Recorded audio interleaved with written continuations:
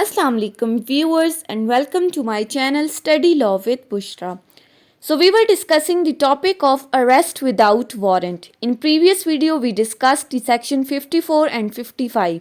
In today's video we are going to discuss from section 56 till section 59 of CRPC.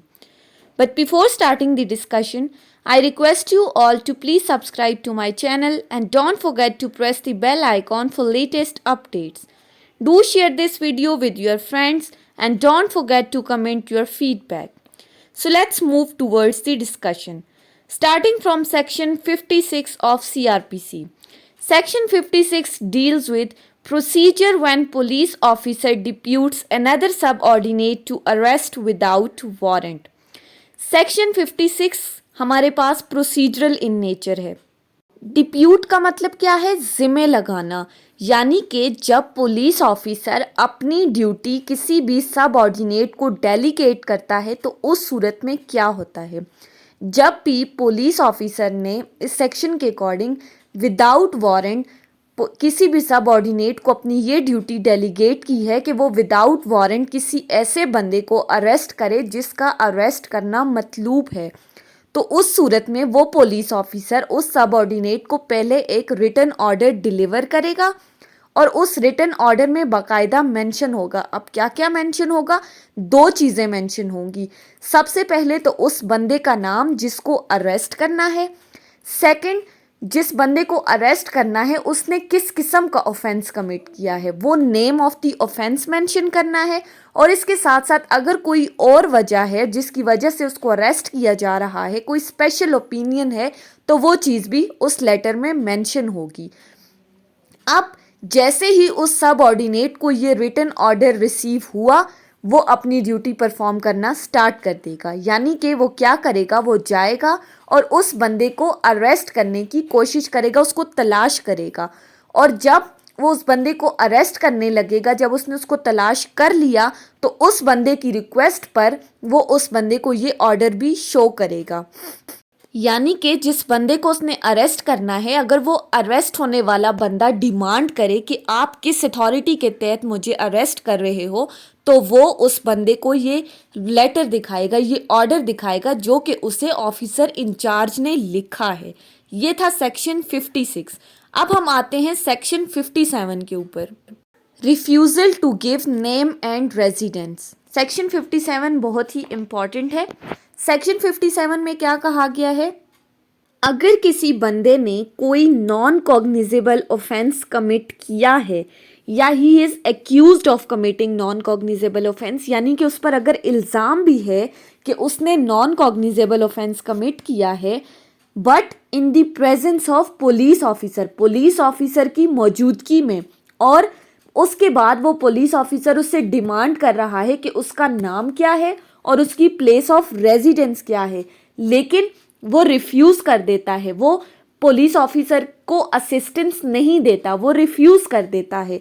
या फिर अगर वो अपना नाम और अपनी प्लेस ऑफ रेजिडेंस बता रहा है, लेकिन पुलिस ऑफिसर का ये रीज़न टू बिलीव है कि जो इन्फॉर्मेशन इसने मुझे दी है ये फॉल्स है, तो पुलिस ऑफिसर फ़ौरन उस बंदे को अरेस्ट कर लेगा।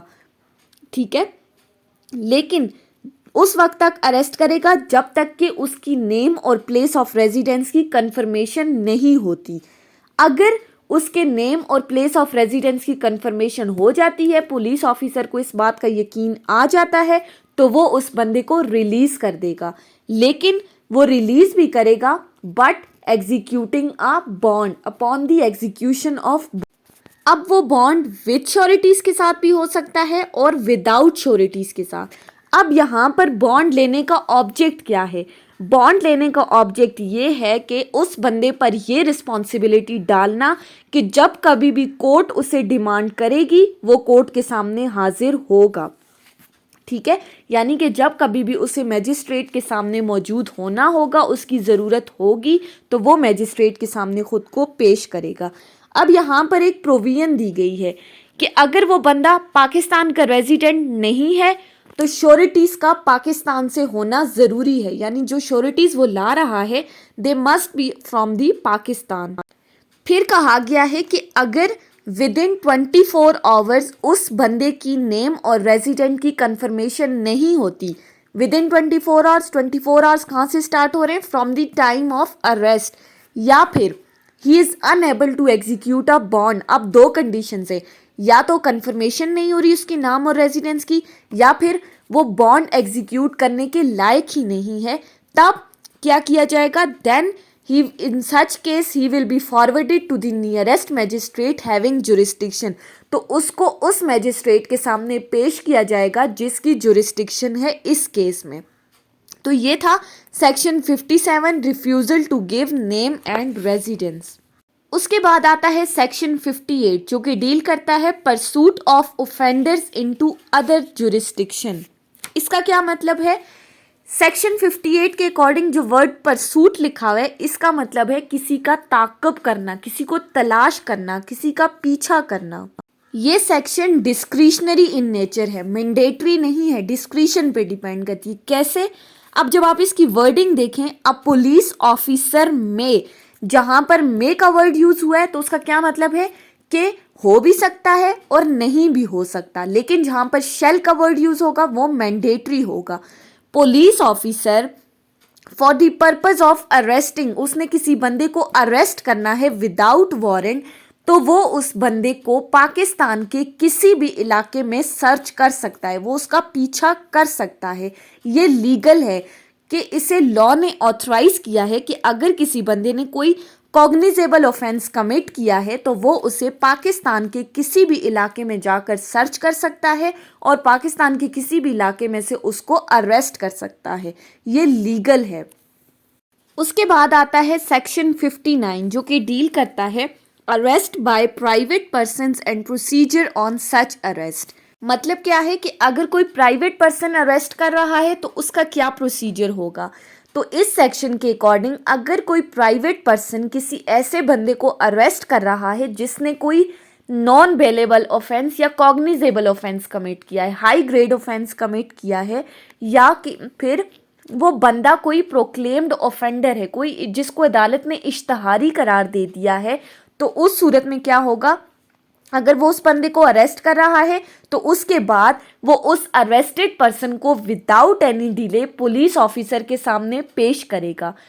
इन केस अगर पुलिस ऑफिसर मौजूद नहीं है तो वो उसको नियरेस्ट पुलिस स्टेशन में लेकर जाएगा और वो पुलिस स्टेशन वाले उस बंदे को अपनी कस्टडी में रखेंगे।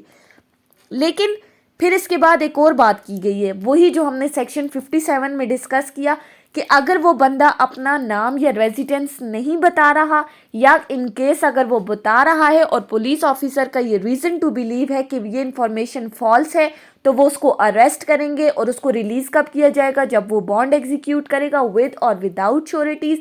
लेकिन अगर वो 24 आवर्स के अंदर अंदर बॉन्ड भी एग्जीक्यूट नहीं कर सकता और साथ ही साथ अगर उसकी नेम और प्लेस ऑफ रेजिडेंस भी कंफर्म नहीं हो सकती तो उस सूरत में क्या होगा? उसे नियरेस्ट मैजिस्ट्रेट के सामने पेश किया जाएगा। ये थी हमारी आज की डिस्कशन। आई होप कि आपको ये टॉपिक समझ में आए होंगे। अगर आपको ये वीडियो अच्छी लगी है तो इस वीडियो को लाइक करें, कमेंट करें, चैनल को सब्सक्राइब करना ना भूलें, और अगर किसी भी किस्म की कोई कन्फ्यूजन है तो आप मुझसे पूछ सकते हैं। Thank you so much for watching. अल्लाह हाफिज़।